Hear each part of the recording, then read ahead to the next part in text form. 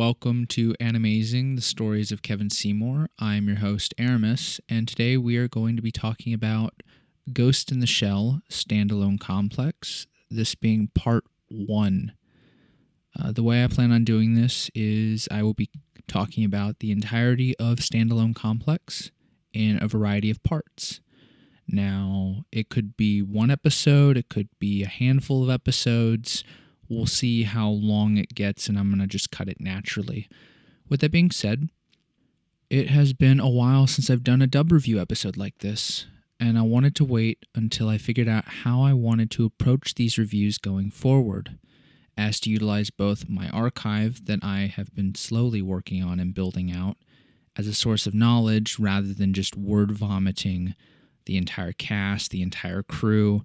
I also don't want to exposition dump about the story, because I want you, the audience, to go watch this, specifically in English, to listen to the phenomenal work of both the actors, the engineers, the directors, so on and so forth. My plan for these going forward is to cover all aspects of what makes the dub special, and some of my own thoughts on it, i.e. decisions made, any notes that I find, overall thoughts about the dub itself. More specifically, I want to focus on some of the audio engineering choices, choice of actor, delivery from said actors, writing of certain lines, and overall scene composition.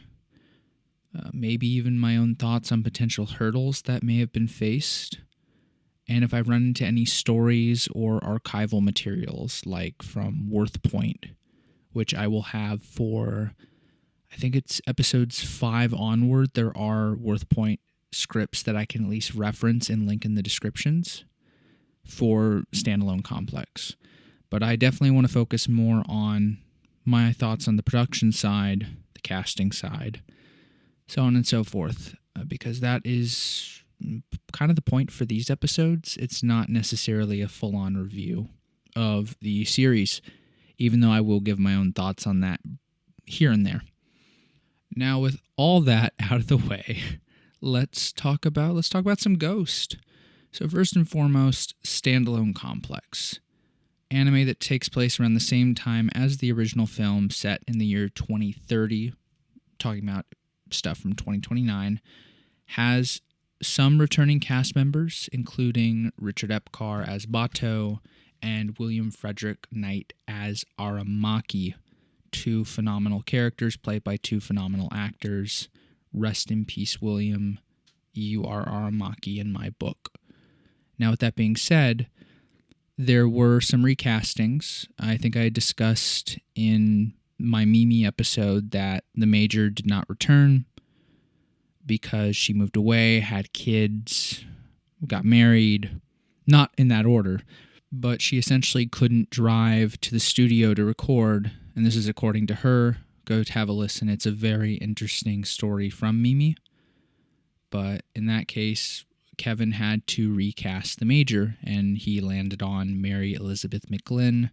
In the credits, I think it's just Mary McGlynn, but ended up going with Mary as the Major, who, if anyone knows my taste in anime, my favorite is Code Geass, and one of my favorite roles of hers is Cornelia. And knowing that she likes to play these strong type characters who have a bit of an attitude, there are some other words that could also be used for that. You know, Cornelia, the Major, and there's a few other characters as well, like Booberina. It is no surprise that Mary was picked for the role. I am curious, I have a pretty good idea of why Kevin chose her. I wish I had more notes on that from some of the scripts. But moving on, as I mentioned, William and Richard are back. But after that, no one else from the original Ghost in the Shell movie cast reprised the role. So that being said, I'm just going to go over some of the key players that have more of a vocal role or are reoccurring now, and I'll talk about them as I go on. But some big ones, Togusa, who is originally played by the late David Richardson, who for the longest time was just known as Christopher Joyce. He passed away in 2025. May he rest in peace. but he was Togusa in both the original film and the PS1 game alongside Mimi. Other than that, Ishikawa was also replaced. Originally he was played by Michael Sorich, and now he is being played by Michael McCarty, which I am curious why he didn't come and reprise his role. Definitely a question I could ask, but it could be a timing thing. Maybe Michael was working on something else, because I know Michael was still working on things with Kevin at the time. Oh, I did forget I'm leaving this in. I did forget to mention this series came out between the years of 2004 and 2005. More specifically, it came out, the English release date was July 27th, 2004 to May 8th, 2005. And had some of the usual suspects. Kevin Seymour directed under his own name for a change. None of that Quint Lancaster, Dougherty Grant. He actually went as his own name, which very easy. You had Mary in the writer's chair. You had Les in the engineering chair. And you had David Fleming, who I have not seen his credit pop up before. I do plan on looking more into him as translation and subtitle titling. And most of these credits carry over to all future episodes, so fortunately for everyone listening at home, as long as you listen to part 1, you'll know all the main players. I think the last thing to mention now, just so I can get it out of the way, the last reoccurring character in the series, which from a writing perspective and an acting perspective, I am really jealous. It was the Tachikomas of the series, which first had a vocal debut at the end of episode 1 in the Tachikoma bonus episodes, in which they actually started speaking and talked about speaking. Very meta. I said I highly recommend watching after the credits, after every episode, and listening to them, because only in the English do they decide to cast every Tachikoma as a different actress. In the original Japanese, it was Sakiko Tamagawa, but in the English, and I'm just going to shotgun some names. The initial names I'm going to shotgun are the actresses who played the Tachikomas most frequently, those being Sandy Fox, Rebecca Fordstadt, Melissa Fawn, Sherry Lynn, Julie Madalena, Peggy O'Neill, Julianne Taylor, Laura Jill Miller, Kali O'Shaughnessy. There might be some other ones there as well, but the key ones I would always hear, of course, was Melissa, Sandy, Rebecca, and of course Sherry. It was a nice mix, and it's interesting going back and kind of trying to decipher who's who, because it seems like they all had to speak kind of in the same vocal range, because they're all Tachikomas. They're all supposed to share a similar vocal range, but I love the fact that they don't have any mouth flaps. So as long as you match your writing dialogue, you don't have to worry about matching them to the flaps, which is amazing, because you can have a lot of fun with the dialogue. And of course, to Kevin's style, he liked to keep things as close to the original translations, but it must have been nice to not have to worry about using specific verbiage in order to keep up with those flaps. 3 more characters to mention as well that are reoccurring, but maybe not as reoccurring as the Tachikomas, is Saito, which is played by Dave Wittenberg, Pazu, which is Robert Buchholz, aka Bob Buchholz, and Borma, played by Dean Wine. Everyone else really doesn't reoccur as much as these characters do, except for one, which I'm going to save for later. Never mind. One more highly reoccurring character. I already mentioned Togusa. His actor passed away. The new actor to take over for him was Crispin Freeman, who I am also a huge fan of his work. I got to meet him once. Really, really amazing guy.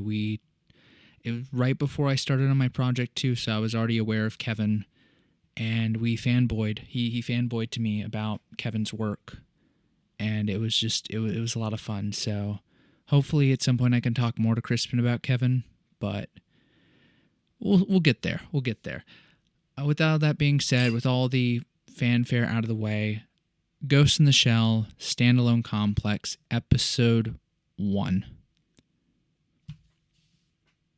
But before we get started, I did want to talk about not necessarily a sponsor of this video, but more so of something that's going to be talked about in every episode. I wanted to talk about something near and dear to Kevin, which is cats.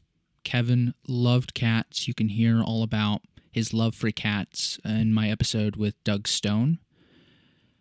And if Kevin were still around, he would have supported the organization known as Kitty Bungalow Charm School for Wayward Cats. Now, you may be asking yourself, what is Kitty Bungalow Charm School for Wayward Cats?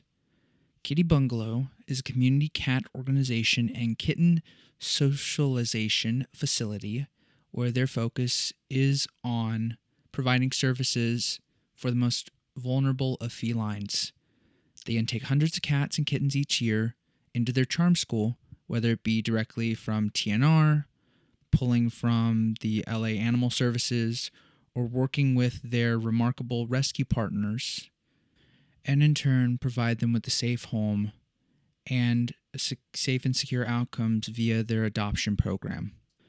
They also provide free TNR services, which allows for thousands of community cats to be fixed, receive vaccines and flea treatments, and get returned to the people who care for them. Their dedicated family of on-site volunteers and foster parents care for their students and use fear-free socialization techniques to take street cats from hiss to home. Lastly, as a no-kill facility, they believe that working together is how the best life-saving strategies come to be. For more information, please visit kittybungalow.org. That is kittybungalow.org, and check them out. I will leave the link in the description. As a 501c3, they rely on community support. So if there's anything to come of this documentary, this podcast, and anything as such, if it can come down to just supporting cats in the local Los Angeles region, I think Kevin would be happy. And in turn, I would be happy that I made an impact. Now, back to the episode. So where was I? Yes. Ghost in the Shell Standalone Complex, Episode 1, Standalone Complex, Public Security, Section 9. Quick understanding, whenever an episode is titled SA, so standalone, that means that it is a one-off episode.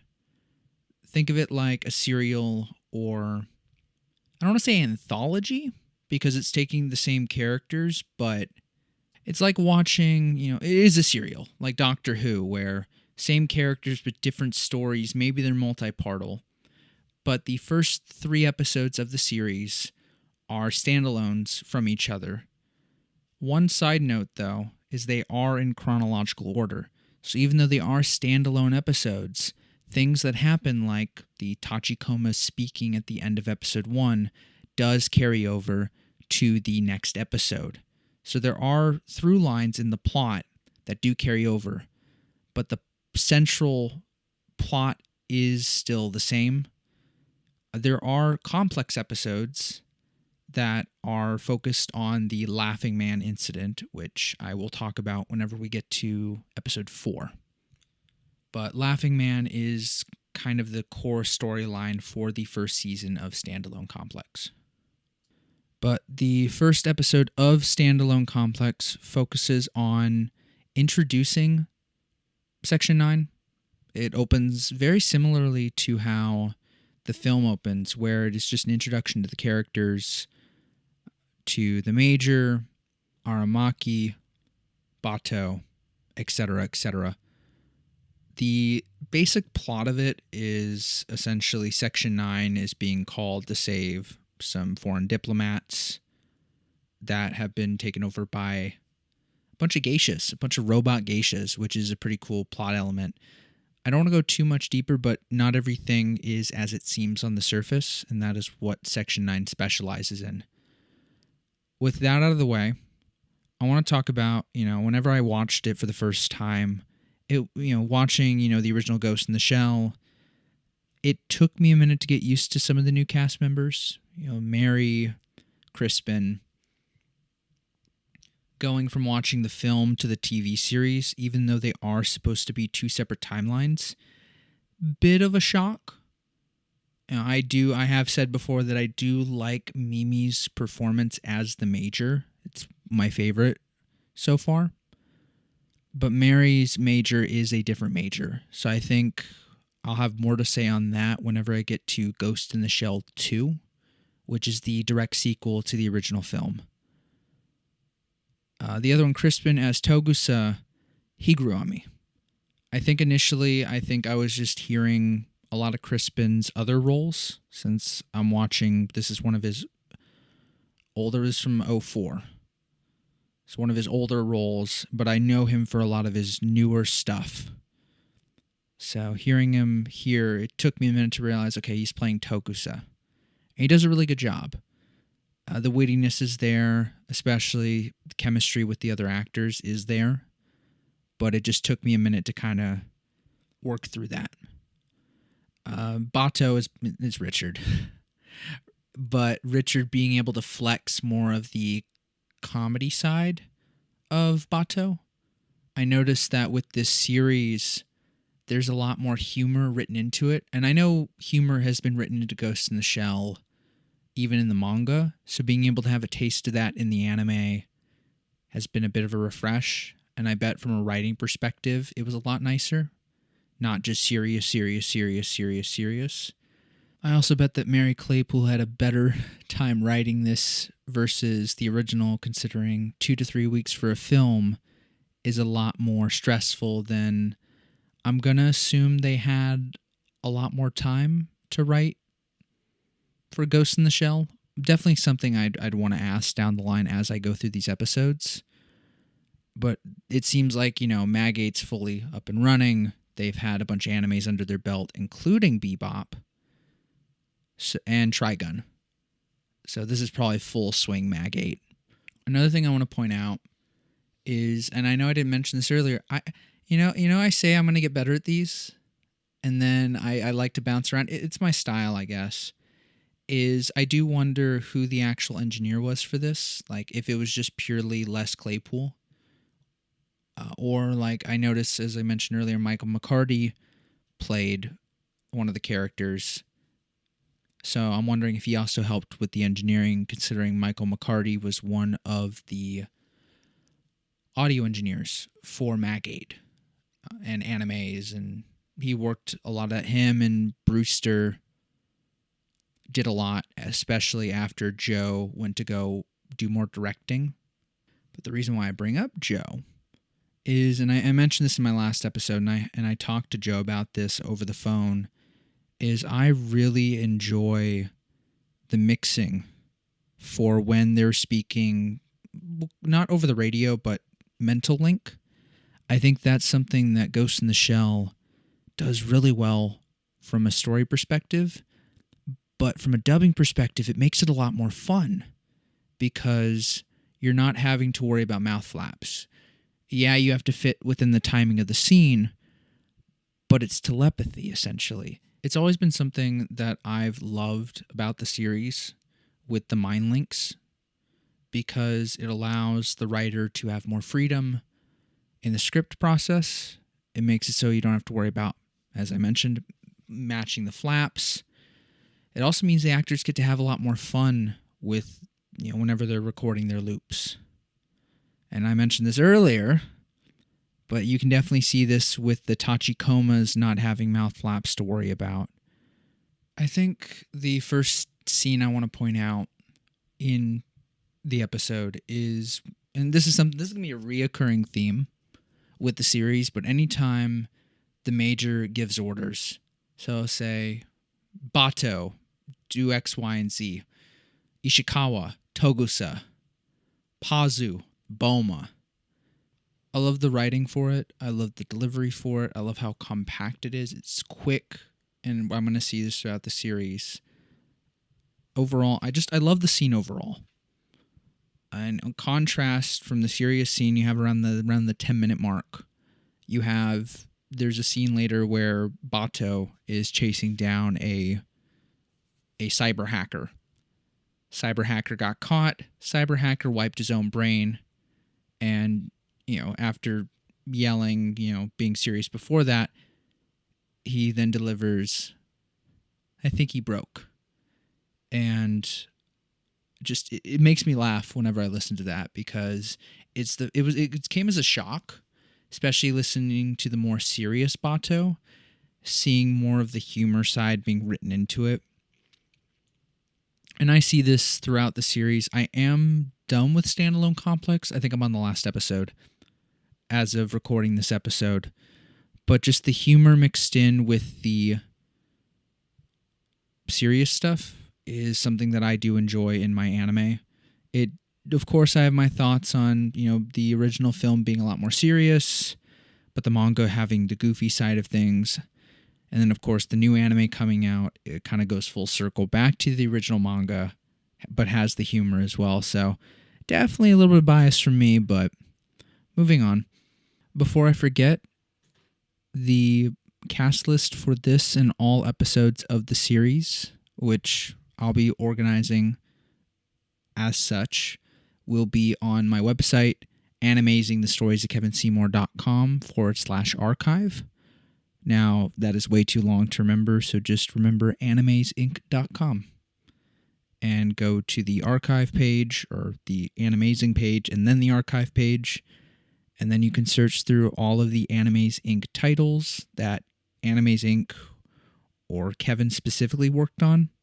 As such, so I don't have to ramble off a bunch of cast names for one-off episodes, and to kind of follow what I had said earlier about not just on exposition dialogue. A few closing thoughts on this is that this is a good primer episode for the series. It even says in the title, Section 9.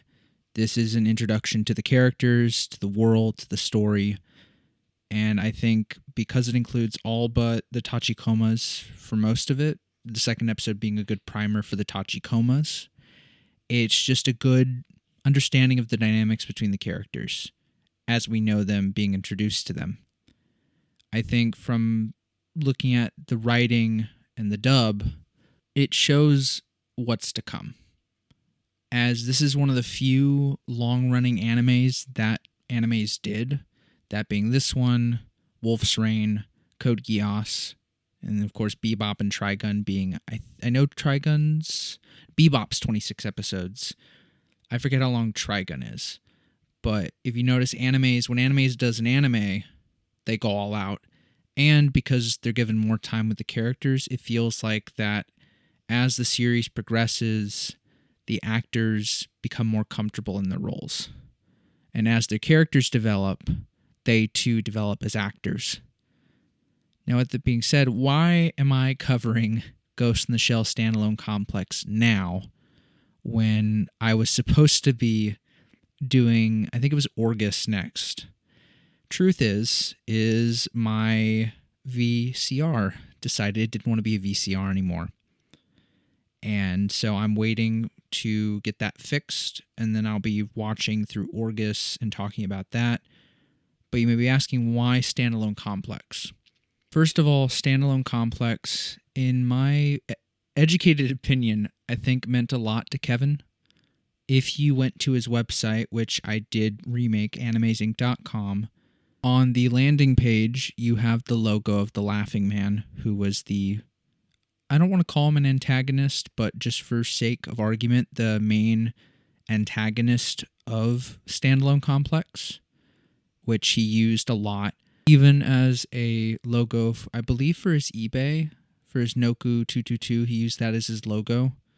If you went to his anime page on his website, the ending of the Tachikoma sections of Standalone Complex would play, and along with the pictures of the other animes, including Serial Experiments Lane, Metropolis, Akira, right at the bottom, you have a screenshot from Standalone Complex. And after watching most of the series, I think story, the characters, the messaging, I think a lot of that resonated with Kevin. Just an educated guess, considering a lot of the imagery he would use, specifically the tachikomas, the laughing man. Also, the fact that he dubbed, Ghost in the Shell, Code Geass. Some overlapping themes. So just some guesses here and there.